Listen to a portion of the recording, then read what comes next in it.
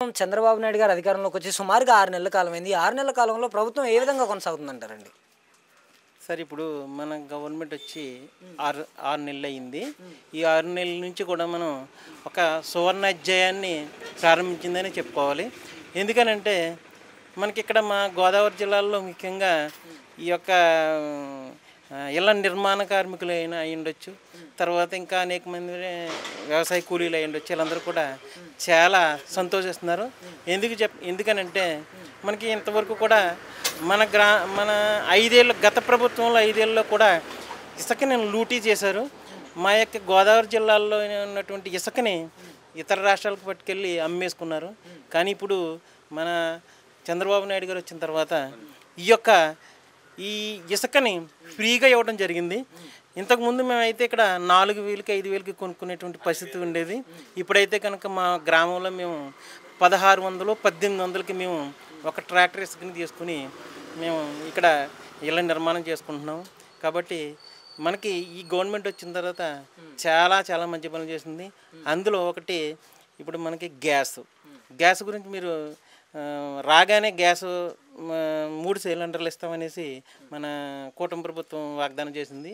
దాన్ని నిలబెట్టుకుని అదే 15 రోజులుగా మనకి ఈ యొక్క గ్యాస్ తీసుకున్న వాళ్ళందరికీ కూడా ఫ్రీగా మనం కట్టినటువంటి అమౌంట్ని వెంటనే 48 గంటల్లో పడడం జరుగుతుంది. అలాగే మా పక్క గ్రామాలైనటువంటి మా మండలంలో ఉన్నటువంటి వ్యవసాయంలో ధాన్యాన్ని కొనుగోలు చేసినటువంటి 48 గంటల్లో ఆ యొక్క అమౌంట్ని వాళ్ళ యొక్క ఖాతాలకు జమ చేయడం జరుగుతుంది. చాలా సంతోషం. ఇలాగే మనం గత గవర్నమెంట్లోని 1000 రూపాయలు పెంచడానికి పెన్షన్ని 5 సంవత్సరాలు తీసుకున్నారు. కానీ వచ్చినటువంటి 100 రోజుల్లోపే ఈ యొక్క గవర్నమెంట్ పెంచుతానన్నటువంటి పెన్షన్ని వెంటనే పెంచడం జరిగింది. అలా ఇప్పటికి ఏం మారింది? అప్పుడు 5 ఏళ్ళు పరిపాలించిన జగన్మోహన్ రెడ్డి గారి పరిపాలనా విధానానికి ఈ 5-6 నెలల పరిపాలనా విధానానికి తేడా ఏంటంటారు? చాలా ఉంది సార్. ఎందుకనంటే 5 సంవత్సరాల్లో పరిపాలించినటువంటి వైసీపీ ప్రభుత్వం మన యొక్క రాష్ట్రాన్ని 25 సంవత్సరాలు వెనక్కి నెట్టడం జరిగింది. ఏ విషయంలో సరే యొక్క కూలీలు అయి ఉండొచ్చు, వ్యాపారస్తులు ఉండొచ్చు, ఎవ్వరూ కూడా ఆ యొక్క గవర్నమెంట్లో ఏ విధమైనటువంటి సౌఖ్యంగా లేరు. వచ్చినటువంటి 6 నెలల్లోనే మన యొక్క ఈ కూటమి ప్రభుత్వం అందరికీ కూడా మంచి కార్యక్రమాలు చేస్తుంది. ఇంకా మంచి మంచి కార్యక్రమాలు చేయాలనేసి మేము కోరుకుంటూ ఉన్నాం. అంటే పవన్ కళ్యాణ్ గారు డిప్యూటీ సీఎంగా ఛార్జ్ తీసుకున్న తర్వాత అసలు ఆయన పనితీరు ఎట్లుంది? ఆయన ఎట్లా కొనసాగిస్తున్నాడు ఆయన పరిపాలనా విధానాన్ని? డిప్యూటీ సీఎం గారు పవన్ కళ్యాణ్ గారు అద్భుతంగా చేస్తున్నారు.